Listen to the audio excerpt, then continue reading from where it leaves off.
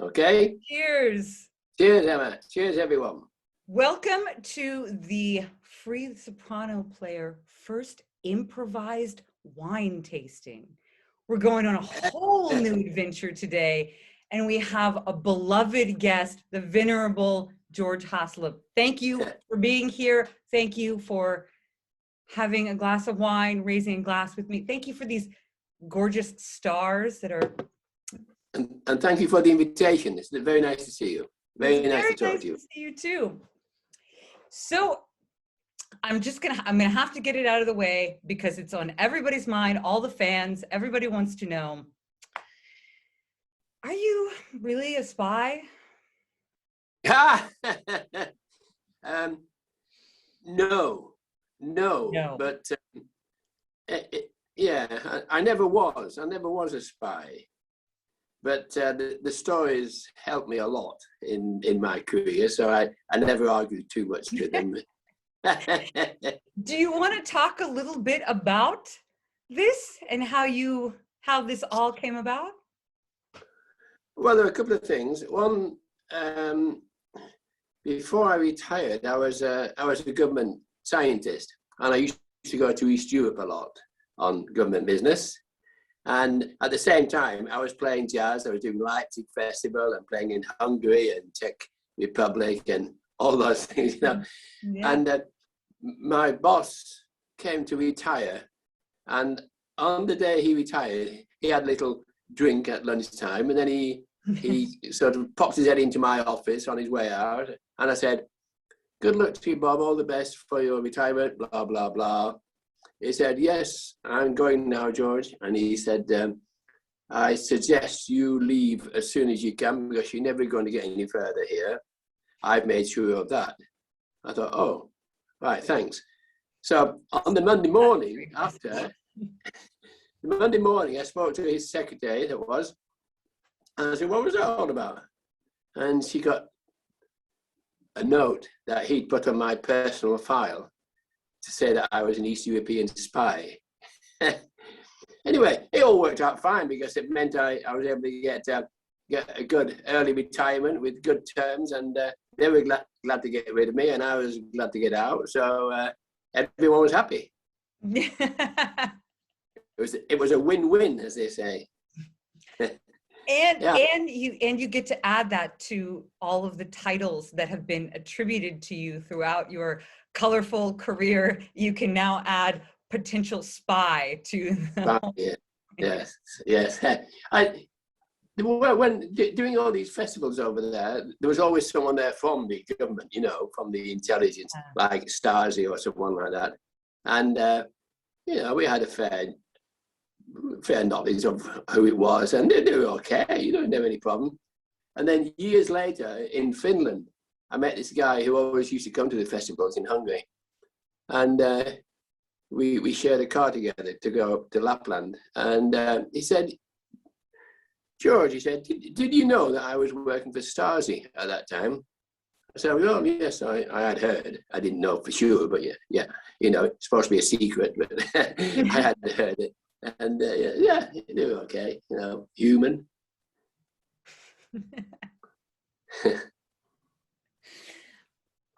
So you're a person with a rich and varied and colorful life and lots of stories. And, you know, we're here to talk about improvisation today, you know, in music and art, but also in life. And so, you know, given this, I'm curious what your thoughts are on improvising as a way of life, you know, both in terms of in terms of a creative persona and then just as a way of living. Yeah, it's not, I haven't really thought about it as improvising, but I've always thought I go with the flow, and I've been very lucky that way. Not saying for everyone, but I've been very lucky in just going with what's happening. Like the thing with the spy, you know, it wasn't nice to have a cues and put it on your personal record, but it worked out fine. I couldn't have worked out better. And there've been a lot of other things like that, which at the time you think, oh, you know, And then you think, oh, someone's helping me here. I'm getting a bit of guidance. So I've always been happy to go with the flow of life.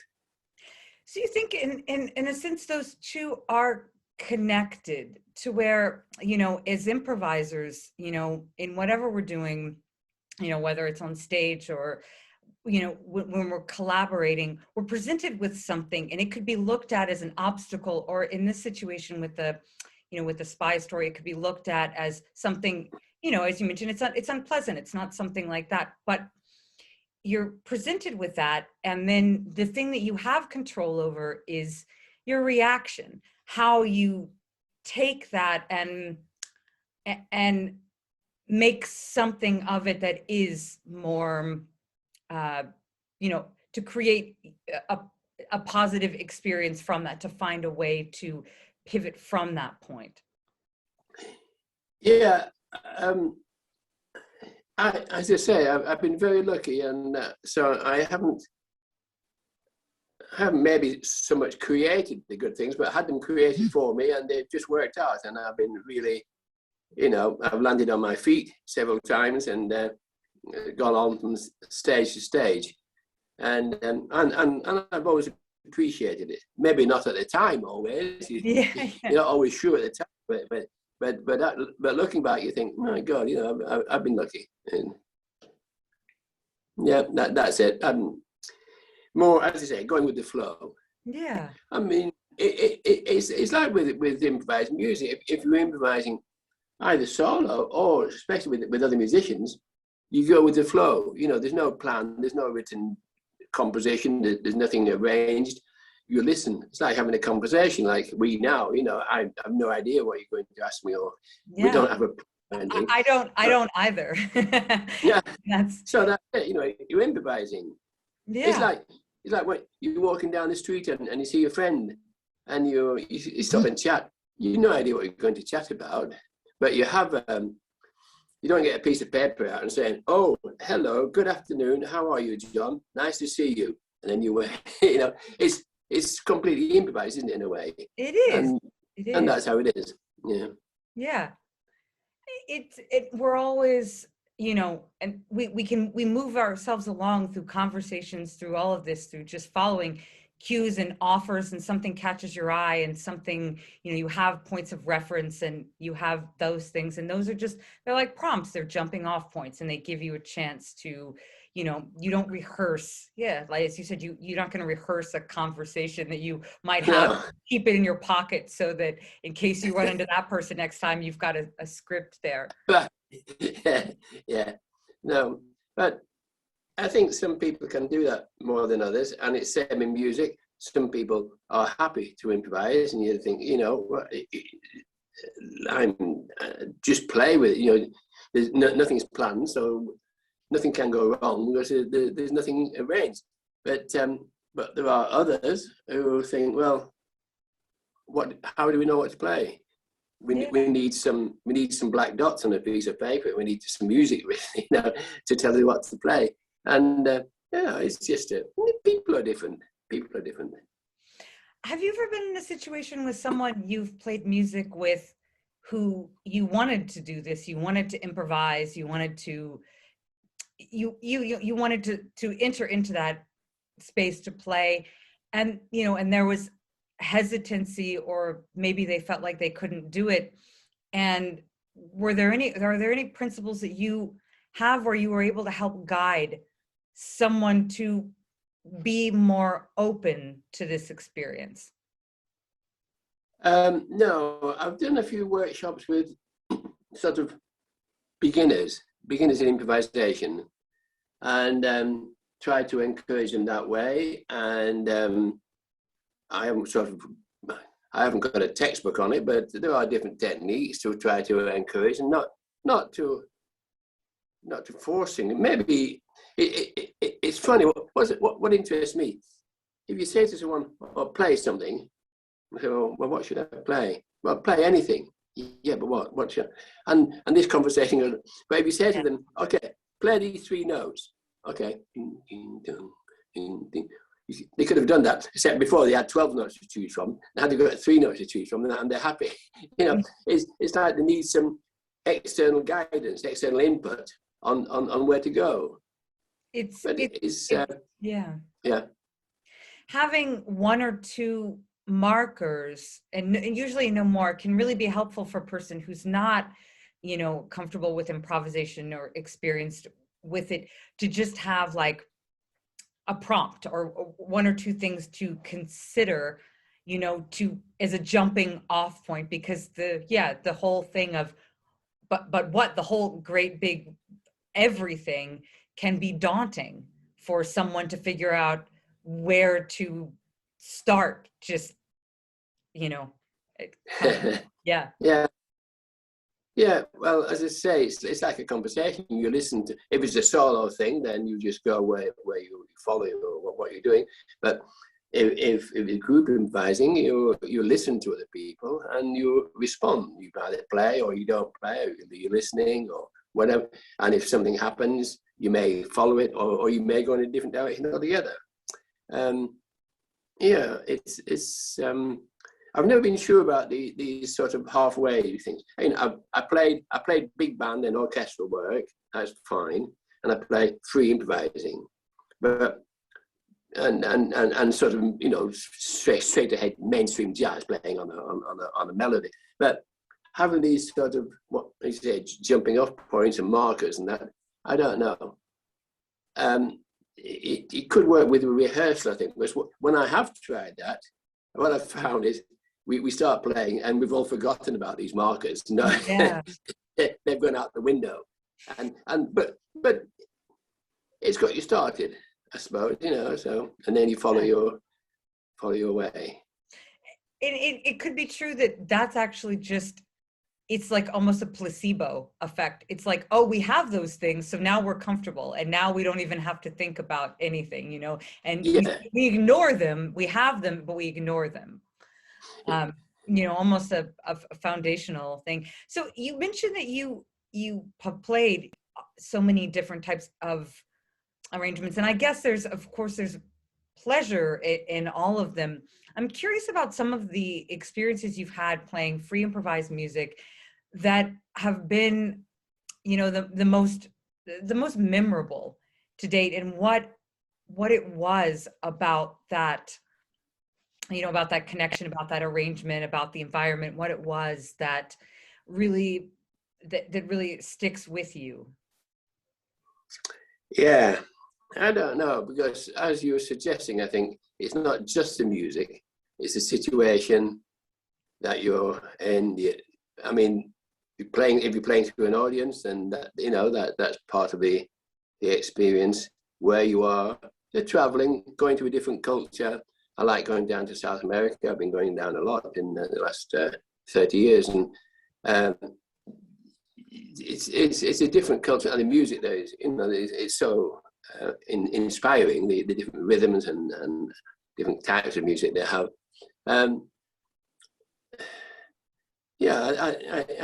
I think it's. I find it difficult to think about 1 or 2 actual examples where they were stand out above everything else. I tend to go along with it all, I guess. You think about some of the musicians you played with, which have been exciting, playing with certain musicians. Yeah, but let's hear about some of these. You have without a doubt, you have played with some incredible players. I've been lucky to play with people over many years. Some people from different countries all over the world. Some I've met through music and just through personal contacts, and a lot of people I've met through having the CD label.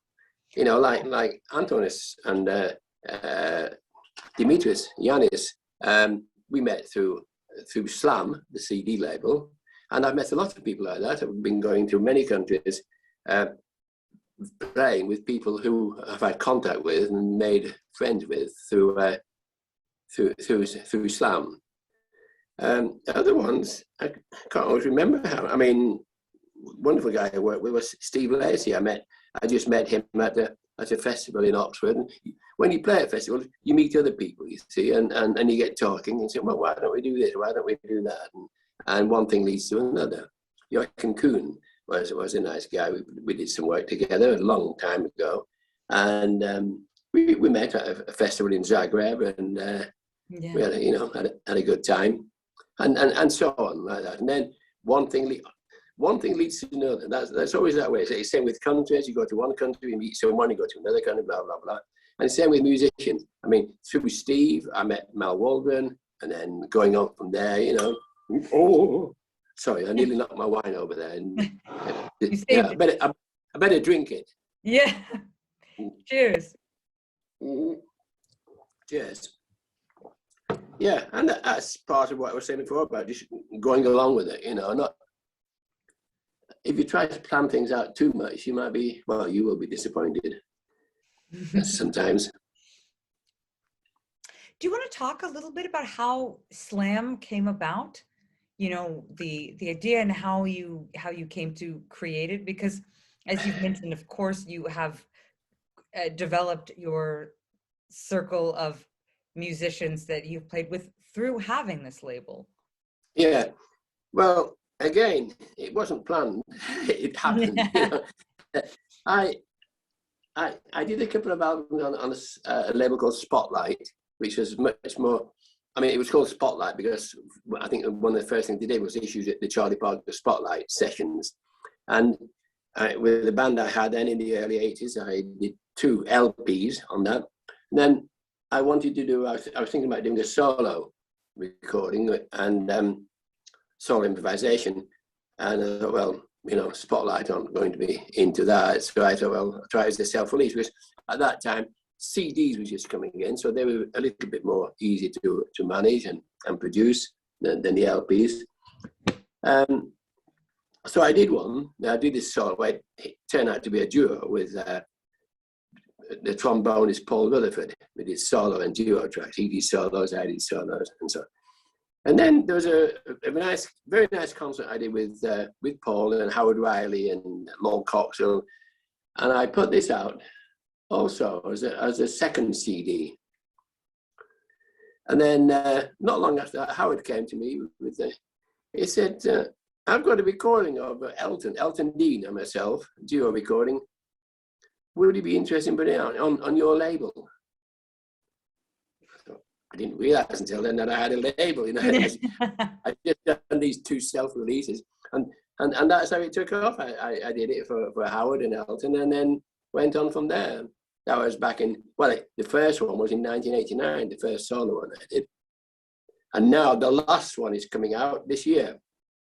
The last Slam CD will be out in May. And then that's the end.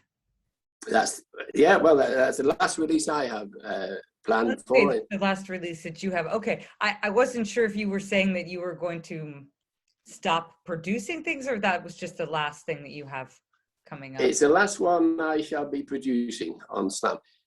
We've got lots of Slam CDs for sale still. Everyone can, but no, I shan't be doing that. I don't know about Slam. Slam will disappear, I guess, unless someone comes along and wants to take it over. Anyone interested? But that's how it is. It's a funny thing, you can't. It's that it goes on. You can't say, "Oh, well, I'll switch it off," because and there are lots of CDs. The CDs are in the catalogue. The CDs are online. They're going through the distributor, and the shops have them, so they're still there. But there won't be any more new ones coming out. What is the release that you have planned? Well, I'm glad you asked that. It's not me. I've just done 2 of myself in the last couple of years. So it's actually by Lol Coxhill. Now, Lol Coxhill was a soprano player, very, very well known in the field, and this was recorded in 1985. It's a solo concert by Lol in a jazz club in Britain, and so it's got his talking and because he was very good character on the raconteur sort of thing, having talking about things. So it's got tracks of dialogue and tracks of music, and so I'm very pleased to do that. I've always admired Lowell, and worked with him a lot over the years. And when he died, I can't remember what year it was now. The New York magazine, the New York Jazz, or whatever it's called, New York City Jazz Review, I think it's called. They were putting something together on Lowell, and they asked me and a lot of other people to, you know, if you wanted to say something to and all I said was, if ever I was wondering what to do, like in a concert or when you're improvising, or what do we do here, I would often think to myself, what would Lowell do, you know? And it sort of moved you on. Yeah. Hey. What are you doing? Hello. All right. Cheers. What have you got in there? So we've got some more people for the Yes. wine tasting. They just sort of got in here. I don't know who let them in, thinking no one's watching the door. When we hear about wine. Yeah. Yes, everything fine. I happen to have my saxophone here if you want me to do anything, but I don't mind. Okay. I wasn't sure what was expected. You know, there is, of course, there are no expectations. We welcome we just welcome the conversation. We're open to anything that happens. The fact that you have your saxophone there and you want to play it, I think everybody is excited about that possibility. And you have the crowd. Don't get too excited. Okay, we'll try to dial it down. Everybody, we got to play it cool. We got to play it cool. Let's just dial the enthusiasm down a notch. Wait a minute. Yeah.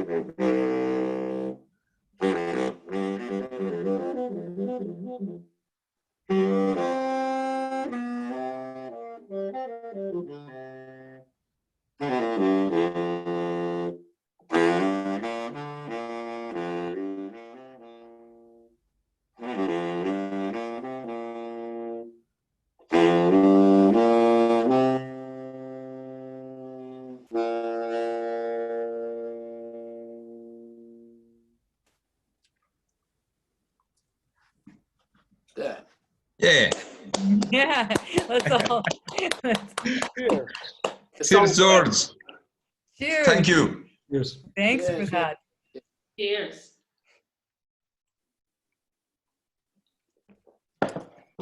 So that was the first song or the second? Yeah, it was a song.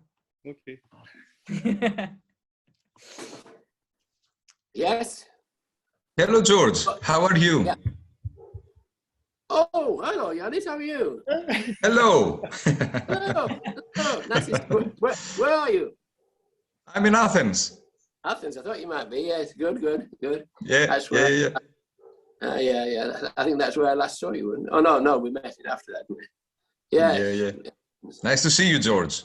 Yeah, and you. I see you've been very active on Facebook and online recently with lots happening Just on Facebook. on Facebook. Yeah. Nowhere else. I'm doing a thing this weekend with a Russian folk singer, and it goes. What's it called? It's live stream. Is it where it's sort of on? It goes out live, but not national. You know, it's got live stream. Mm-hmm. No. Anyway, it's part of a festival, and they're doing this. But it will be available later on YouTube. So we have a Russian lady folk singer singing and playing guitar, and a Russian lady pianist, and me Great. playing sax. So that's it. That's this Saturday morning. What is that? Do you have a Christmas decoration? Oh, well, that, yeah. Sorry, what it was. No, it's fine. It's fine. Leave it. No, we love it. We love the stars because every so often they move and they just shine this iridescent, beautiful light around you. It's a perfect accompaniment. Change nothing. No, it's wonderful. It's magical. Yes, my daughter put those up. I think it was for my wife's 70th. I remember coming here and putting these up. We all went out for a meal, came back, and she decorated the whole room. And it's still got 1, 2, 3 of these lots of stars are still here 11 years later. So, George, all these people who've snuck in this room right now have a question about a story of yours. Will you entertain their questions? Story? Yeah, they've all got questions related to stories from your life. Okay, are you willing to entertain these questions? I'm willing to listen. All right, I'm gonna let them at you then. All right. So, should I start? Right, Yanis, what's So I'd like to ask you about the, how can we call it, early British free improvisational scene. Stories with Paul Rutherford. Was he the first that he was on your label, Paul Rutherford? Yeah. I was saying earlier, I was intending to do a solo improvisation album. Anyway, we got together with Paul, and there was a pub in Oxford where we used to have a jazz club upstairs. So we got there one day, during the day, and we had a very good recording guy, Michael Gerson. He died many years ago, but he was very, very good and very well known in the field. And he recorded it. So it was a room upstairs, and I would play a solo. Michael would record it while Paul went and had a drink. Where's he gone? Has he gone for a drink? Where's Yanis gone? Oh, he's there. Don't worry. He's down there. I promise I'll keep them all in line, George. All you have to do is tell your stories. I'll make sure all these people behave. So don't worry. They're going to stay, and they're going to listen, and they're going to behave themselves. Yeah, so I would do a solo track, and Paul would go downstairs and have a pint, and then we'd swap places, and I'd go and have a pint, and then we'd do a duo, and then, like that. So it was very informal. And yeah, that was the first one. In fact, it was called 1989 and all that. Yeah. Okay, so that was the start of your label. I don't know if you discussed it before or... Yeah, we did talk a little bit about how it wasn't planned, and it just sort of came from these initial recordings, and then suddenly he realized, hey, I've got a label. Nice. And another question. Yes. One more, please. So you on the site you talked about Eddie Prevost. and I think you said you used the word matchless about Eddie Prevost. No, I don't know. Matchless was the name of his label. Ah, okay. Yes. He had a record label called Matchless. He still has, I think, called Matchless. Mm, Yeah, mm. yeah. When I was doing it, as I said earlier, it was at the sort of the beginning of CDs, and so when I spoke to Eddie about it, and he gave me what's obvious now, but it wasn't at the time. He said, you know, go for CD. Don't do it on an LP. Go for CD. So I did, and you know, the rest is history, as they say. That's when CDs were just taking off. Now they're just disappearing again. We've done this cycle.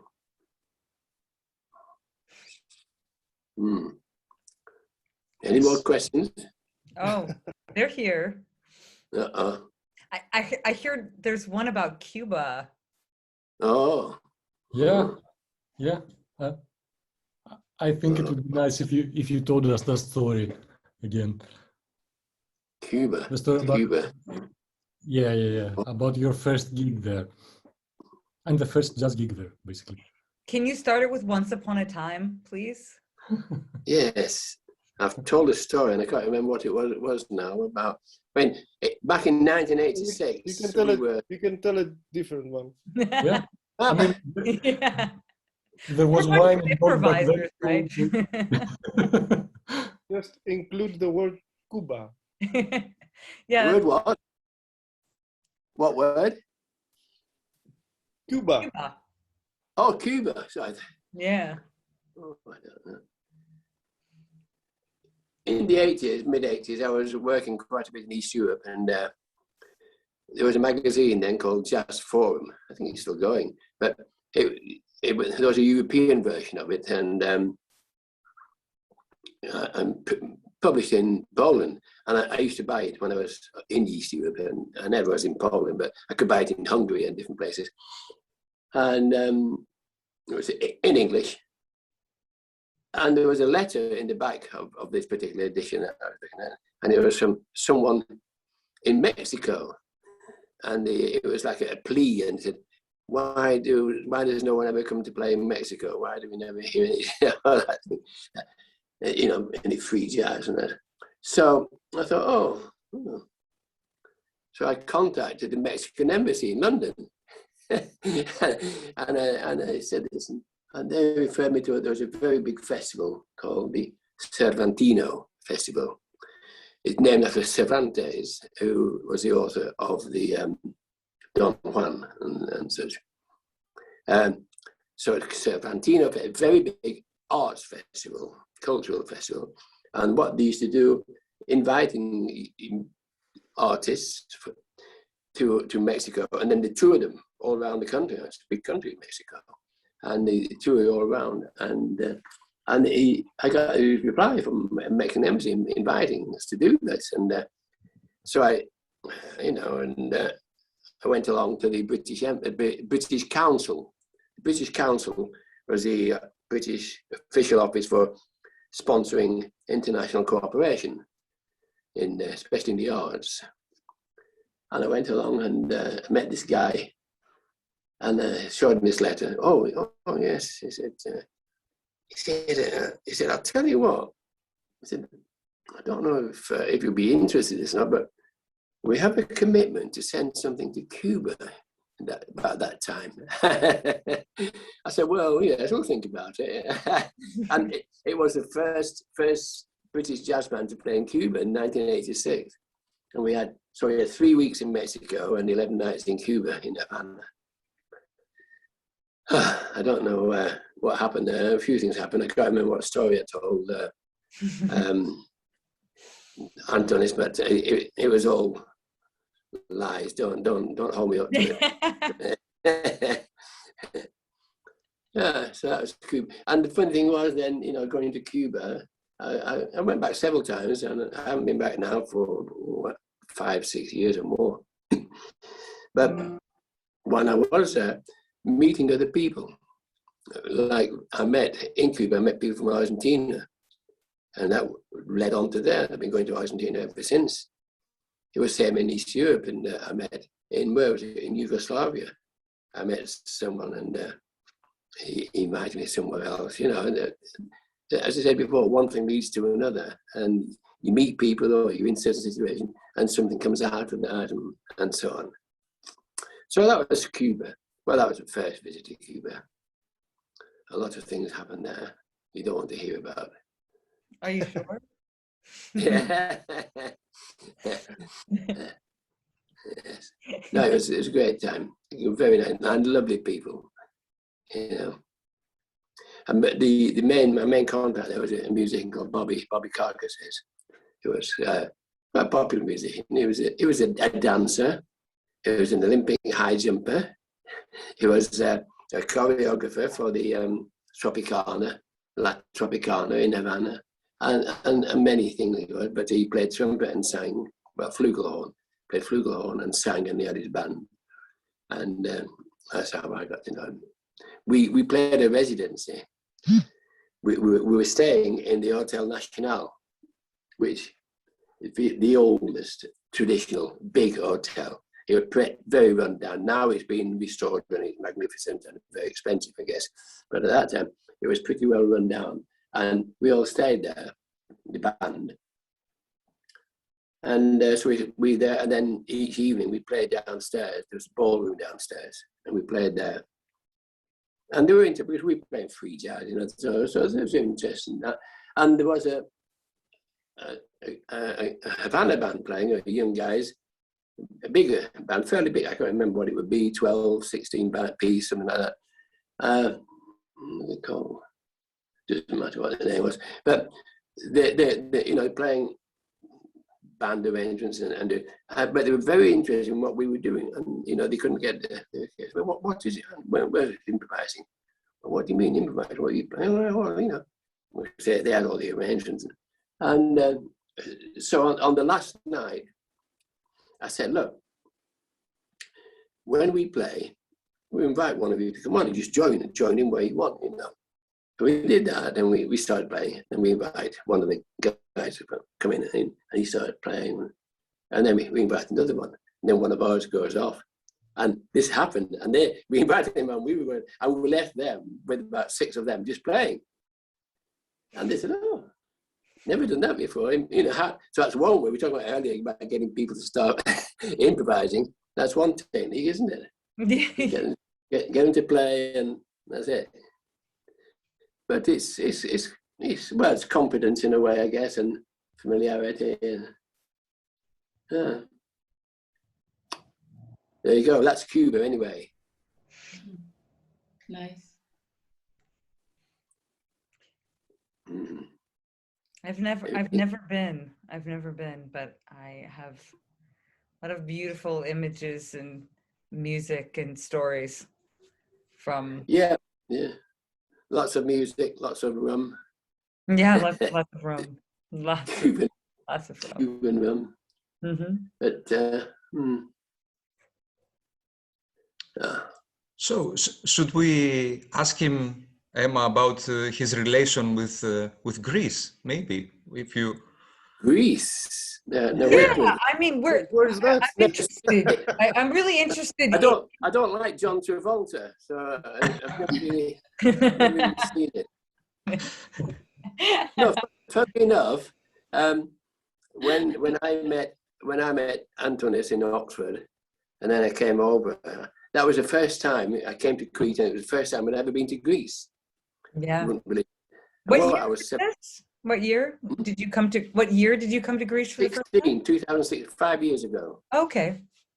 And I'd never been to Greece before, but I've been a few times since. I've been back to Greece a couple of times, and I've been up to Saloniki a couple of times. Nicholas Skodas playing up there. You know him, Antonis, yeah? Yeah. We all know him. Yeah, and so I've been back, 5 years ago, but I've been back at least 3 or 4 times, because the last time was over a year ago, February last year, just before lockdown, was the last time we were together, wasn't it? February 9th. 9th, yeah. Yeah, that was the last gig in Hanya? It sort of went in steps, because when you approached me about the CD, that was about 2010. You recorded it in 2009. It came to me in 2010. It eventually was put out at the beginning of 2011. And that was yeah. And so it's 4 years later when you came, when Anthony's came to Oxford.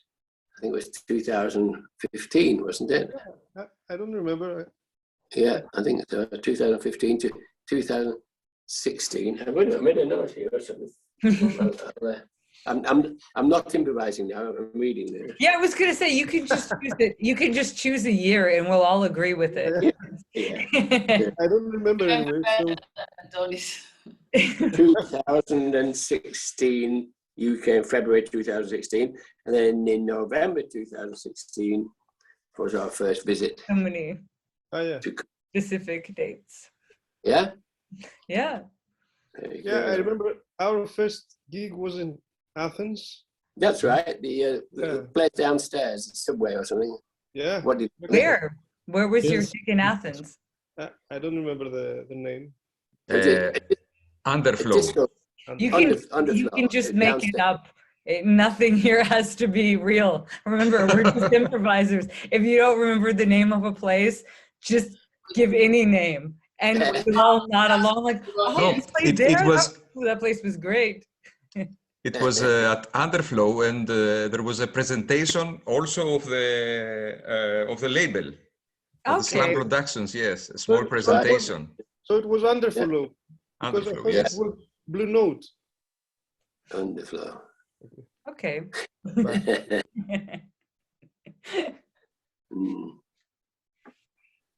Okay. I remember when we first played together with John and Steve that night after the sound check, which was about 2 or 3 minutes. George came and he said, "Hey guys, you don't have to be polite to each other."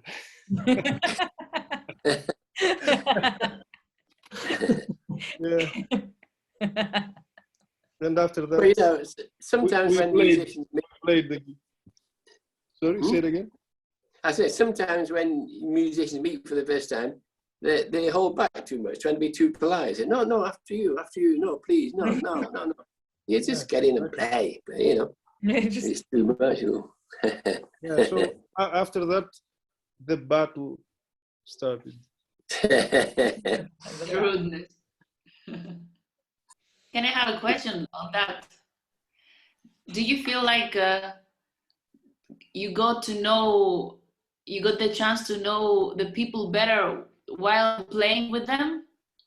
Not only a specific person, but in general, to understand people by playing with them in such a free situation, like improvising music. And is it something that it gives you the chance to understand people more? I've never tried to do that very much. I get to know people, how they play musically, but I've never tried to translate it into their, you know, everyday life. You know, you get some people who never stop, never give you a chance for a solo, and the clock's striking 8 o'clock. That's it. I saw that beautiful clock in the background. I wanted to ask you about it, but let's stay on topic. Yeah, that clock belonged to my grandparents. Oh no, I've already ruined it. Yeah. Hey, what's wrong? It was you get to know people and you expect them what they're going to do. Some people will, you know, be more courteous than others musically. I mean, that doesn't mean when the personality is different. I mean, but on stage, the way they react musically is quite often different than the way they react personally. you see what I mean. But no, I've never tried to, I think, translate this musical feeling for a person into a real life feeling. I'm not saying it's not possible, but I haven't gone down that road.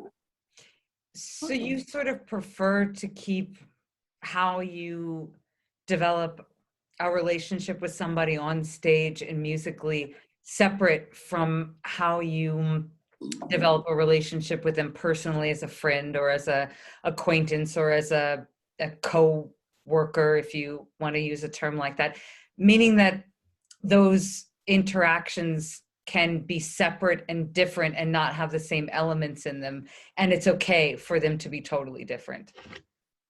I suppose so, yeah, because thinking about it, I've never talked to any of the guys in Crete or to Steve. I mean, I've been with Steve for 20 odd years or more. And, but we never sat down and talked about the music.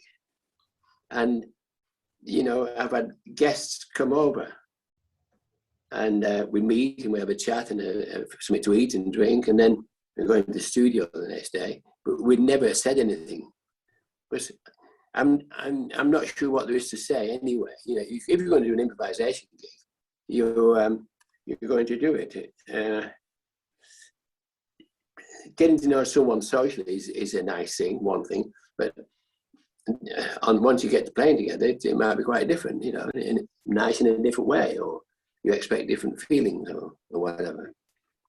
Yeah. Does that make sense? Of course it does. I mean, I think that if I'm understanding you correctly, what you're saying is that just through the process of sitting down and sharing a meal and sharing time together, however you choose to share it, is enough to then be able to go, into the studio the next day and create an improvisation. You don't have to talk about the improvisation, but there is a matter of sharing time and, developing just a, sort of a rapport that then, musically the next day, your interaction might be totally different, but it's like somehow through whatever time you shared together, the day before or just the time each other before can give you the ability to trust in whatever that experience will be and not need to try to manage it. That's right. Yeah, it's you're right, because you meet someone, you feel comfortable with them personally, and you're happy to go on and play, and happy to follow them, work with them, and what we must try sometime. I must try and meet a musician, have a fight with him beforehand, off, and then the next day meet him in the studio and see how that works. I don't know. So fight club / jazz club. Yeah, daggers drawn. Hybrid establishment. Yeah.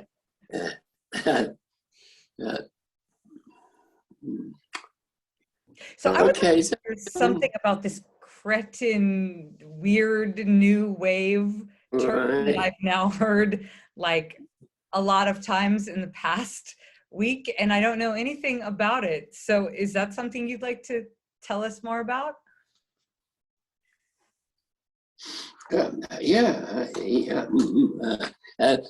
One thing I can tell you, we've never recorded anything, so there's no recording. Well, nothing. It's been kept. Well, let's do that. Yeah, maybe that's something. We start up another label. No, it's again. It wasn't something that we sat down and planned about. We just come over and play, and I forgot how.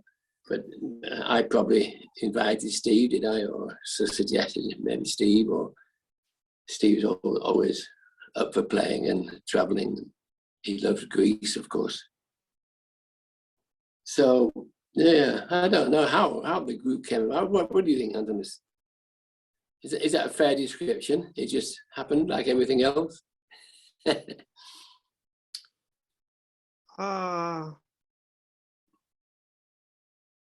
how this thing started. I don't remember actually. No. I think after we met in Oxford, we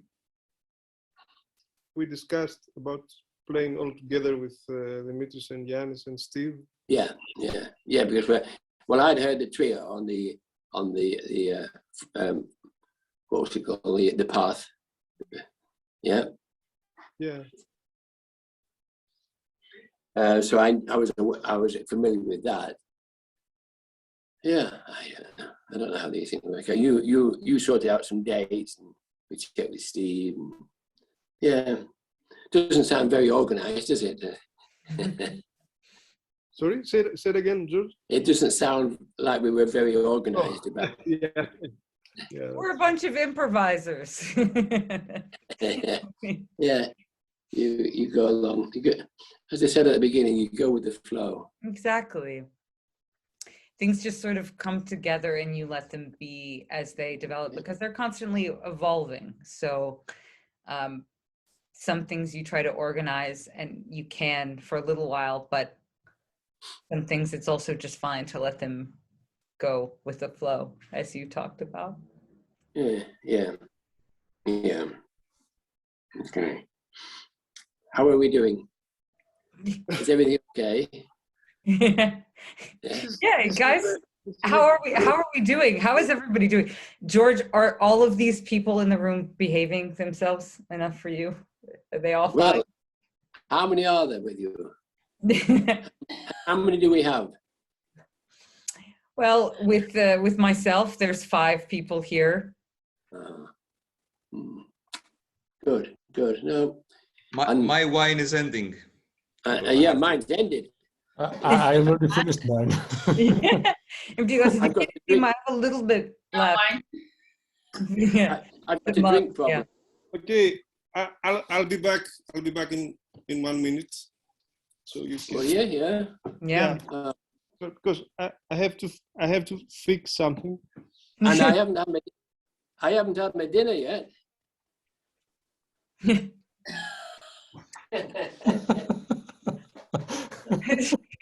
Something is. Oh, I like what's happening here. This is nice.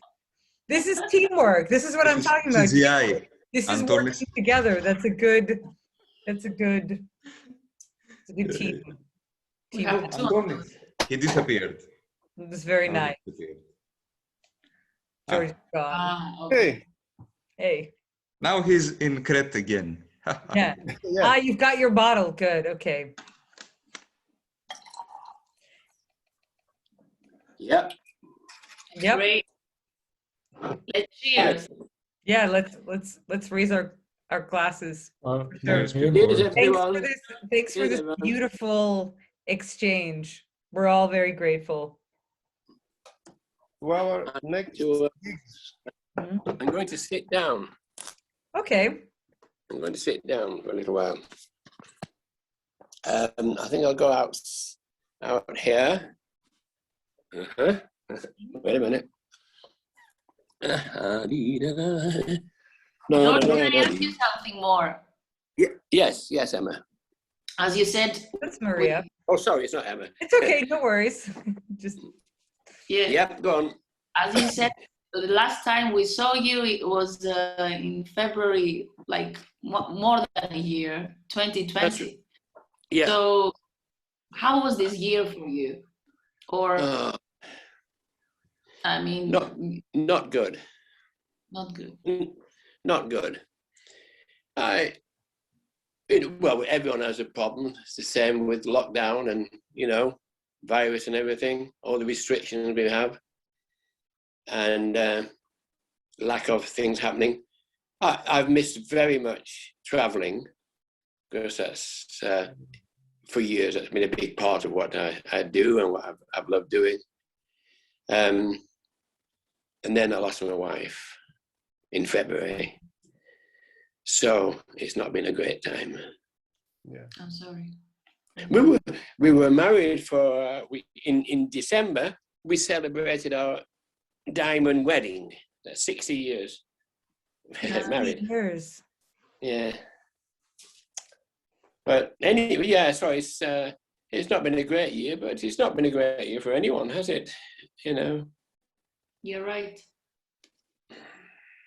Yeah. Do you see what's coming next? I mean, like, what do you think? Not only like, but also how our life will evolve, but also musically. Do you think that things will change? Because, for example, I don't know if we can, let's say, improvise if we are not as a group, if we are not in the same room. And this distancing has made this whole situation pretty different or hard, let's say. Yeah. Do you see things changing because of this situation? I've never got in. This is the first time I've ever used Zoom, so I've never got into playing on Zoom with things like that. Because, as you say, you got to be with the. I think you got to have the contact, you know, the physical contact, the social thing of it, and being together.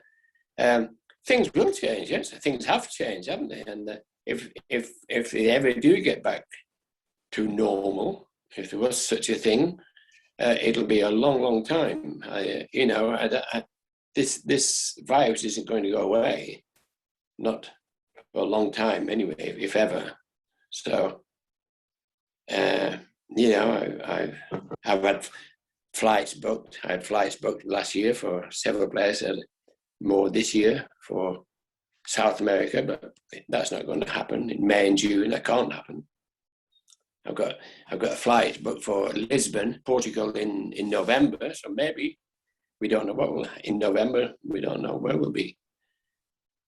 No one knows. I think, you know, it's. I think it would be, you know, pretty foolish for anyone to say, well, we do this and do that, plan ahead, because it's been an awful thing, hasn't it, for everyone? Not often you get this thing that something that affects everyone worldwide like that. This has. Can I ask you, George, and I actually would be interested, maybe if everybody wants to say something to this, just as a way of, you know, connecting and thinking about this, because it's an important topic. But okay, so we admit and we acknowledge all the limitations and all of the things that have been really difficult and regrettable about this year and the foreseeable future. What beautiful things have emerged as a result of this? What is the thing that you're most grateful for having experienced in the last year, maybe as a result of this enormous shift in the way that your public roles, your public life, your social life, your public improvisational life, what are you most grateful for having seen or experienced, acknowledged in this period as a result of this that you never would have seen before if this limitation wasn't placed on you? One thing which I have appreciated is I've got to know a lot of neighbors near, you know, around my house or around here. I've got to know a lot of neighbors doing that. I think it started, well, there are two things. One thing it started with last year, when would it be? April, May, June, about that time of the year. They were doing a thing here on I think it was on Wednesday evening. They had this clap for the carers. It was to do with the care workers, you know, hospital carers. Workers, yeah. Do you have a similar thing? Yeah, I don't think, I haven't heard it here, but I've seen the footage from it occurring in different cities where people go out on their balconies and they all clap at a certain hour at night. Yeah, and I went out and in my front porch, in front of the house, and I took my saxophone and played a tune. And then people came, And then I did that each week. I don't know what it was, 4, 5, 6 weeks, something like that. I did them, and someone recorded it, you know, filmed it. And through that, I got to know a lot of people.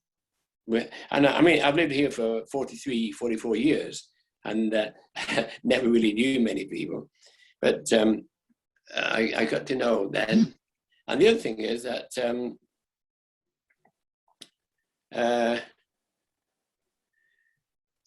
the same group in these people, they've set up a WhatsApp group where they're all helping each other, communications, chatting, talking, just help. And so they've always contacted me and said, do I want anything? If they're going downtown, do I want any shopping or anything they can do for me? And so that's been a positive part of it, you know, getting personal things like that. Musically, I can't think of anything much that's come out of it very positive for me. You know, I've missed all my touring, as I say. Stopped teaching, the teaching I was doing and workshops, all that stopped. Yeah. Play, you know, I've always kept playing at home, keeping the lip in, sort of thing. And yeah. But hopefully we'll get things going again. Yeah. Well, you have your gig with this Russian folk singer. Yeah, I got that. It's so this something different for me. I don't often play folk music, you know, not Russian folk music. And then in May, I've got another gig. Steve, the bass player, who we know, and I were doing a little, very informal, straight-ahead jazz duo thing, you know, just to get together and play for some arts association. So that's it. Things are gradually happening, but you know, we don't know. In another 6 months, it might be all back again.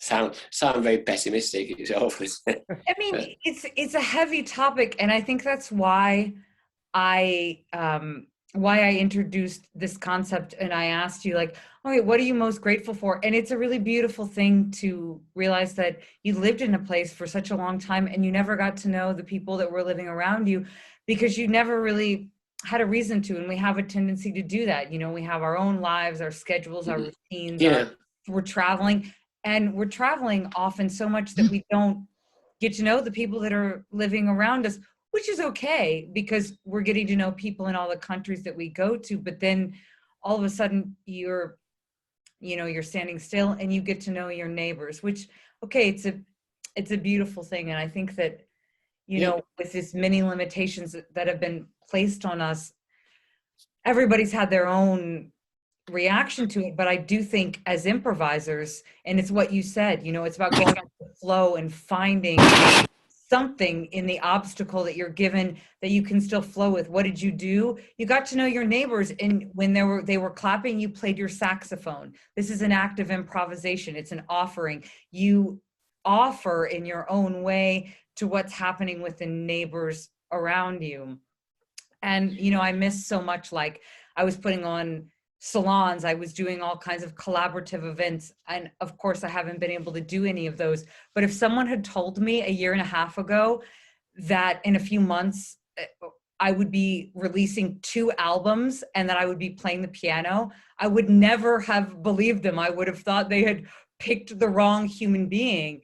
And yet I'm so grateful for these things having emerged. There's so many other things that I miss and I've suffered for, but those things emerged as a result of those limitations that I then had to improvise within. I had to find a way to still, express myself. So I'm glad we're talking about what is, and, you know, even though there's so much that isn't, and it's easy to really get stuck there. Looking within yourself, aren't you? You know, looking inside and see what there is there. And I'm going to have to go soon. There's someone trying to contact me from family. But everything's fine. Thanks so much. How long do you normally do these things for? There's no normal. No, that's exactly what I thought. That, we just exactly. let them go at their own, their own, their own pace. Go with the flow. Yeah, Go with the flow. Exactly That's as what you said. that's what you should call the series. Go with the flow. Yeah. So we've had a really great flow with you. Thanks so much for sharing everything. Really. That's good. Where do you live in Heraklion? Me, I live in Athens. Athens. Yeah. Oh, well, maybe see you sometime if ever we get back to Greece. You will get back to Greece. It's calling you. Yeah, of course. And I'll see you here in Crete, wherever you show up. I'm moving when I can. Yeah, we're getting some fantastic deals offered now from Aegean Airlines, but it's not a good time to. We'll put the link in the comments below. No, don't worry. We're not sponsored by Aegean Airlines yet. But if they want to sponsor Free the Soprano Player, we'll also put the link to our website here so that you can jump in on this great deal to sponsor a bunch of beautiful improvisers. Okay, thanks so much, George. Thank you for everything you've shared. Okay, Emma. Lovely to see you. We'll see you soon. Dimitris and Antonis and Yanis. Hey, George, nice to see you. Maria. Thank you so much for this. And sorry, I've forgotten the name of your. Is it Maria? Hi, George. Maria. Yeah. Is it Maria? Mm-hmm. Good. I got you right then. Nice to see you again. Okay. Nice to see you too. Good night. Bye. Good night, George. Bye. Good night. Ciao, ciao. Ciao.